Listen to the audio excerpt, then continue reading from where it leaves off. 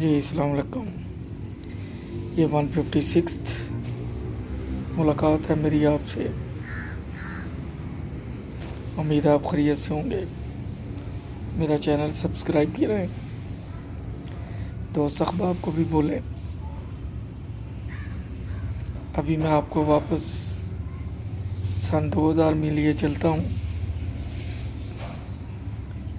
یہ بڑا غمہ خیز سال تھا. اسی میں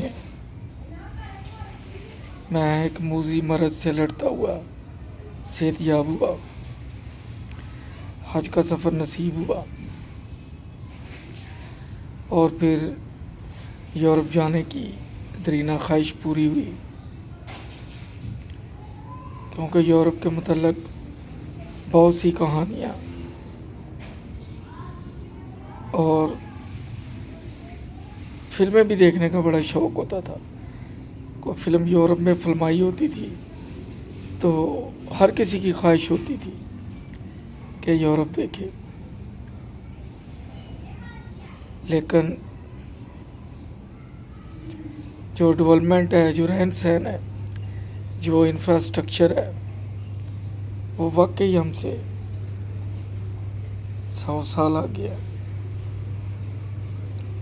ہمارے جو مین سٹیز ہیں وہ ان سے خوبصورت ہیں لیکن آرگنائزڈ نہیں ہیں. فرق صرف اتنا ہے، انہوں نے اپنے آپ کو آرگنائز کر لیا، ہم وہ نہیں کر سکے. تو ایک روڈ ہے زیادہ 30 فٹ چوڑی بائی کی دکان کے، ہالینڈ بائی کی دکان کے سامنے.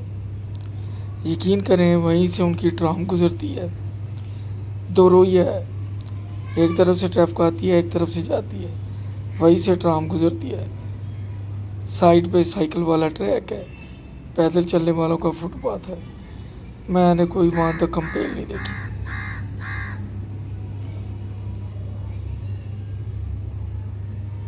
تو بھائی کے 1-2 دوست تھے جنہوں نے پرتگال کی امیگریشن کا بتایا، تو بھائی کہنے لگے چلو ٹرائی کرتے ہیں آپ کے لیے. اس طرح میں اور خالد بھائی دونوں نے پرتگال جانے کا ارادہ کیا. بھائی کے ایک دوست تھے جہاں وہ کام کرتے تھے، وہ پرتگال سے تعلق رکھتے تھے. ان کی والد اور والدہ پوکاریسا ایک جگہ ہے کوئمبرا سے آگے. کوئمبرا جو لزبون ہے پرتگال کا دارالخلافہ کیپٹل، اس سے تقریباً کوئی 300-350 کلومیٹر دور ہے لزبون. لزبون سے آگے قصبہ ہے پوکاریسا. تو بھائی نے اس سے بھی انفارمیشن کلیکٹ کی. اس طرح خالد بھائی نے بائی ایئر کی ٹکٹیں لی اور ہم دونوں بیلجیم سے بائی ایئر پرتگال کی ٹکٹ لی اور لزبون جا اترے.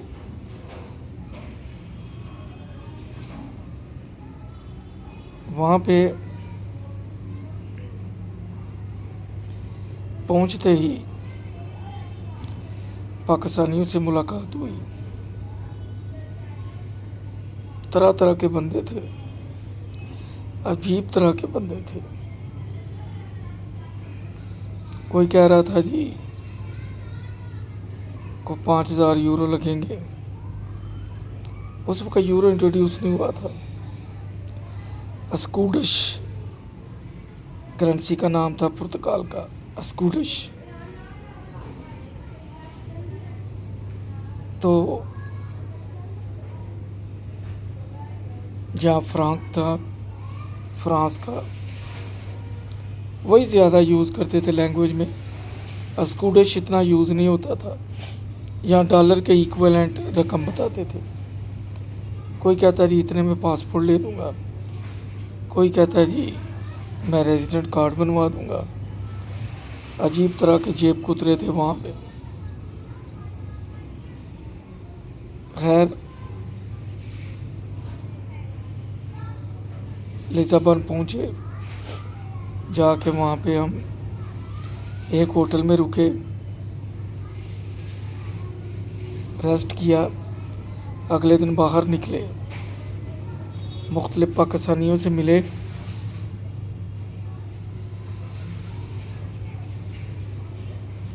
ہر کوئی طرح طرح کی بولی بولتا تھا۔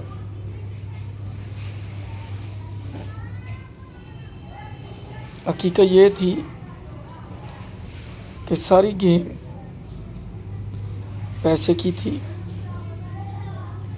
وہاں میں نے ایسے پاکستانی بھی دیکھے جن کو 15-20 سال ہو گئے، لیکن ان کے پاس ڈاکومنٹ نہیں تھے،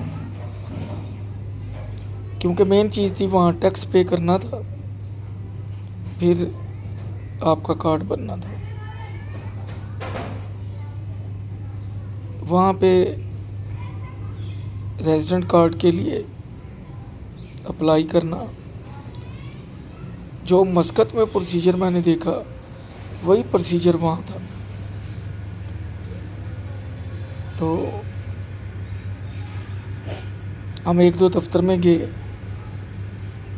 سب سے پہلے آپ کے پاس ویلڈ انٹری ہونی چاہیے، وہ میرے پاس تھی۔ حالت بھائی نے جانے سے پہلے بیلجیم میں وکیل سے بات کی کہ میرا بھائی اور تھوڑی دیر رکنا چاہتا ہے، کوئی 1.5-2 ماہ کی ایکسٹینشن، تو اس نے ایکسٹینشن اپلائی کر دی۔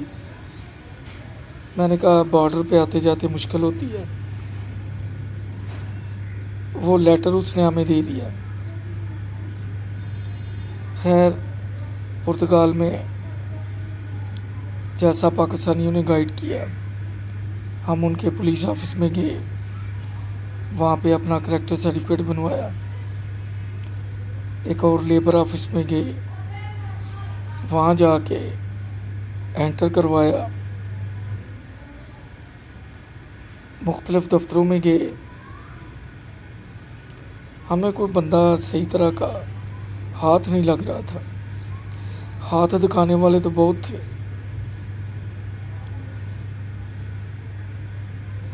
لزبون میں سینٹر ہے جو سٹی کا، وہاں پہ ایک پارک ہے بہت بڑا۔ 3:30-4 بجے سارے تقریباً پاکستانی وہاں پہ جمع ہوتے ہیں، سب کی ملاقات وہیں پہ ہوتی ہے۔ میری طرح اور بھی بہت سے لوگ وہاں پہ ویزے کے لیے قسمت آزمائی کرنے آئے تھے، لیکن ایجنٹوں کا بھی ہجوم تھا۔ پھر لوگوں کی زبانی پتہ چلتا، مجھے 2 ماہ ہو گیا، کوئی کہتا ہے 1 ماہ ہو گیا، کوئی کہتا ہے میں نے $1000 دیا ہے، کوئی کہتا ہے $2000 دیا ہے۔ خیر ہم میرا خیال ہے 3-4-5 دن وہاں پہ رہے۔ ہم نے سوچا کہ کام رسکی ہے، وہ نہ ہو پیسے پھنسا دے اور کام بھی نہ بنے۔ اس طرح مختلف دفاتر میں جانے کے بعد، لوگوں سے ملنے کے بعد، ہم نے فیصلہ کیا کہ واپس بیلجیم ہالینڈ چلتے ہیں۔ اس طرح پرتگال کی لزبون کی تو سیر ہو گئی۔ وہ ٹورسٹوں کا کنٹری ہے، 90% وہاں ٹورسٹ نظر آتے ہیں۔ پاپولیشن میں فیمیل ڈومینیٹ کرتی ہیں، پاپولیشن کا 60 سے 65% فیمیل پہ ہے، میل بہت کم ہے۔ کسی شاپ میں، اسٹور میں، ریسٹورنٹ میں چلے جائیں، ایک میل ہوگا، 4-5 ورکر فیمیل ہیں۔ بال ان کے ہماری طرح کالے ہیں،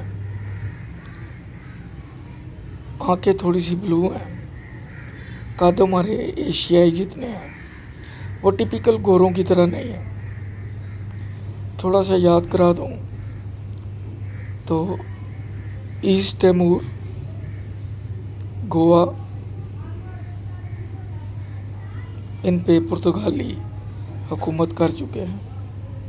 برازیل میں بھی پرتگالی تھے۔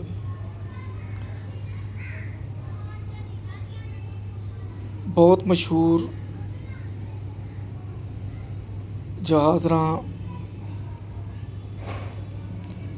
ایک تو عرب ملکوں میں سندھ باد گزرا ہے، ایک دوسرا میرے ذہن میں اس کا نام نہیں آ رہا، وہ وہاں سے بلانگ کرتا تھا۔ پھر پرتگال دنیا کا ایسا کنٹری ہے جہاں پہ آخری شہر ہے خشکی کے لحاظ سے، اس کے بعد سمندر شروع ہو جاتا ہے اور اس کے آگے کچھ بھی نہیں ہے۔ یہی پرتگالیوں نے ہمارے گوا سب کانٹیننٹ برصغیر میں، ایسٹ تیمور، برازیل اور کانگو، نمیبیا، وہاں پہ انہوں نے حکومت کی۔ یہ ان کی کالونیاں تھیں۔ گوروں نے ملک بانٹے ہوئے تھے۔